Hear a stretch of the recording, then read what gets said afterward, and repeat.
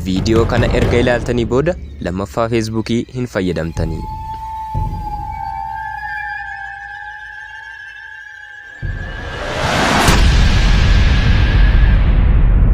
Kam jirtu kabajamtootaa fi dhaggeeffattoota chaanaalii kooti.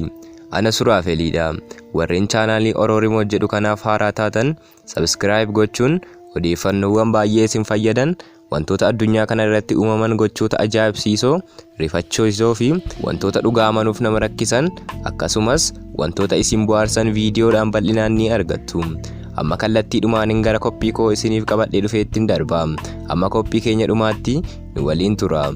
Iccitiiwwan rifachiisoo Feesbuukii 5.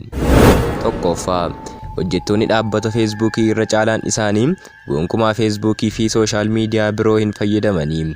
Sababni isaas Feesbuukiin amma kana faayidaa qaba jedhanii waan hin yaadneefi. Kabajamtootaa fi dhaggeeffattoota chaanaalii kooti. Hojjettoonni dhaabbata Feesbuukii fi deeveelopperoonni dhaabbata Feesbuukii kanaa erga hin fayyadamne isin maaf fayyadamtu ree? Afuraffaa, Feesbuukiin mandara oduu sobaati. Feesbuukiin biyya keenya Itoophiyaa keessatti akka jibbiinsii fi lolli baay'atuuf Feesbuukiin gahee guddaa taphateera. Odeeffamni Feesbuukii jalqabama isaatiiyyuu sobaan kan hundaa'edha. Abbaan dhaabbata kanaa Maark Zuukarberg dubartoota babbareedoo ta'an akkaawuntilee sobaan kan banaa turedha. Namootni Feesbuukiin soba tamsaasuu isaa kana irratti baranis feekbuuk jedhuuni. Sadaffaa, abbaan qabeenyaa Feesbuukii kanaa Illuminaantiidha. Yeroo tokko Maark Zuukarberg TV irratti gaafannoo godhameefiin jaakeettii isaa akka baasee agarsiisu gaaffii dhiyeessaniifi innis jaakeettii isaa kana yeroo baasee agarsiisu kanatti uffata kana irratti mallattoo Illuminaantii fi barreeffama ergaa Illuminaantii irratti caqafamee jira.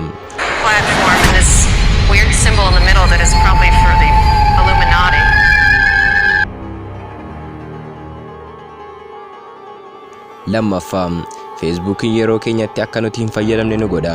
Hundi keenya iyyuu jireenya keenya keessatti wanta milkeessuu barbaannu baay'eetu jira.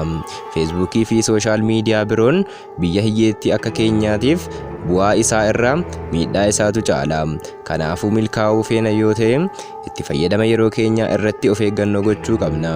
Kanaanis jalqaba irratti baay'inaan Feesbuukii fayyadamna yoo ta'e dhiisuu qabna.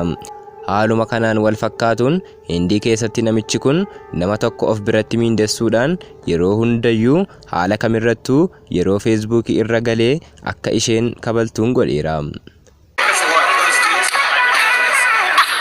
Shanaffaa, asxaa yookaan mallattoo Feesbuukii.